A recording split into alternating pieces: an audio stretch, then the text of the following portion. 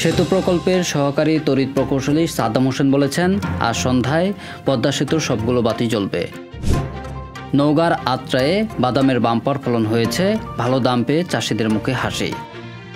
নোয়াখালীর সেনবাগে ইউপি নির্বাচনে নৌকা প্রতীকের চেয়ারম্যান প্রার্থীর নির্বাচনী ক্যাম্পে হামলা ভাঙচুরের অভিযোগ পাওয়া গেছে।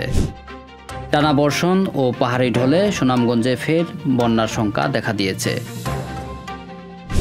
ছাত্রলীগের দুপক্ষের মারামারির জেরে চট্টগ্রাম প্রকৌশল ও প্রযুক্তি বিশ্ববিদ্যালয় বন্ধ ঘোষণা করা হয়েছে। সংবাদ, ফিচার ও অনুষ্ঠানের জন্য ভিজিট করুন সংবাদ প্রকাশের ওয়েবসাইট এবং যুক্ত থাকুন ফেসবুক পেজ ও ইউটিউব চ্যানেলের সঙ্গে।